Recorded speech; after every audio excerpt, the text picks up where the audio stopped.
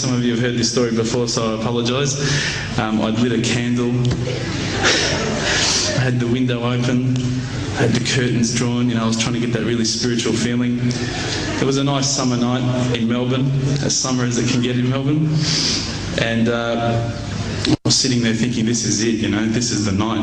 I'd been, investigating all the spiritual proofs, all the scientific proofs about the fact that the mountains are the pegs, about, how the embryo develops inside, the woman, all these amazing proofs, but I still needed that little push. It's like I was on the edge of a cliff, I was ready to jump, I just needed a push. So I was sitting there, it was very quiet. I was reading Quran, I stopped. I said, Allah, this is my moment. This is the time I'm about to jump into Islam. All I need is just a sign. Just a little sign, nothing huge, maybe a bolt of lightning.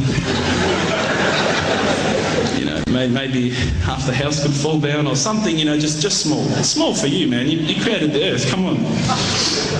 So I sat there. I was waiting for the candle to start lighting up to 4 metres high like in the movies. And I go, okay, go.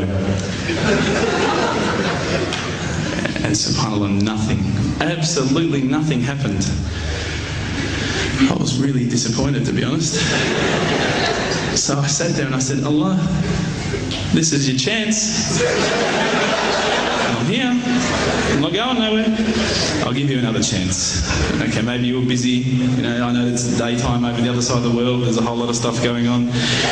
Maybe this time it could just be like a car backfiring. Something small. All right, half the house, the candle. Let's forget that. A bird could fart outside. I don't care. Just anything. So I said, okay, go. And subhanAllah, absolutely nothing happened. And I mean, I couldn't have even said, oh, that was it. That creak just then in the wall, that was it. Absolutely nothing happened. I was really disappointed. I was gutted. I was sitting there thinking, this is it, this was my last chance, Islam, and I haven't found it. I pulled back the Quran, I turned back to where I was reading. SubhanAllah, the very next verse on the next page, for those of you who ask for signs, have we not shown you enough already? Look around you, look at the stars, look at the sun, look at water. These are the signs for the people of knowledge. SubhanAllah.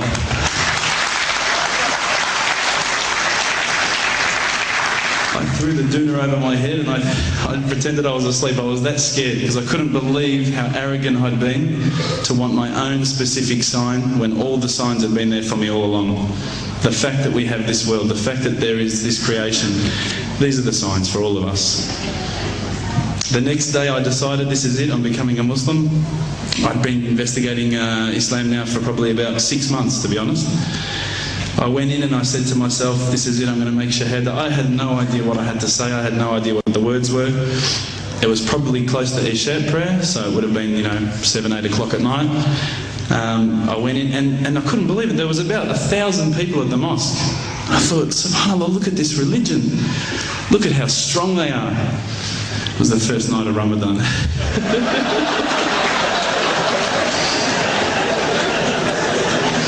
Ramadan Muslims. So I sat there and I was very nervous, I must admit. I got up and this person's going to me, you got to say these words, bro, Ashhadu. I'm going, what? Ash what? Can't I just say it in English? No, they say, no, you got to say it in Arabic. And I thought, looked out over the sea of beards that I could see in front of me and I thought, if I get these words wrong, I'm a dead man. Again, I had this fear, And they were staring at me, and I don't know if you know this, but Australians can't stare. Lebanese people can stare. So I was sitting there, I was very scared. I got up, and subhanAllah, as soon as I started to say the words, all fear went out of my mind. It felt as though a shower was inside my head and someone had just turned on the cold tap. Felt like I'd been flushed clean.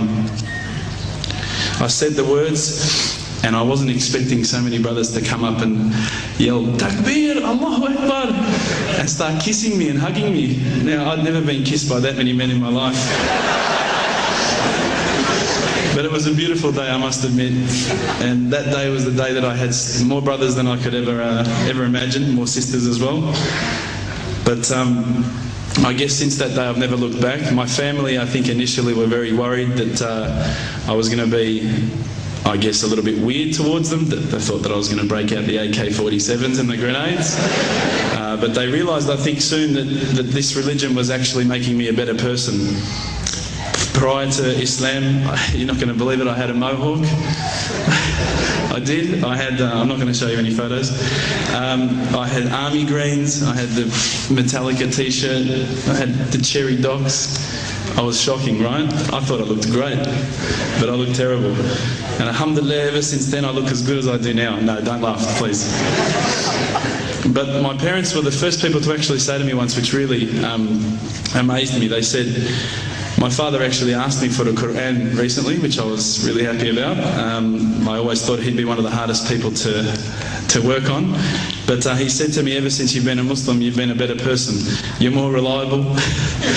I can count on you to come and pick me up if my car breaks down. Whereas before I go, Dad, I was drinking last night. I don't know if it's still out of my system.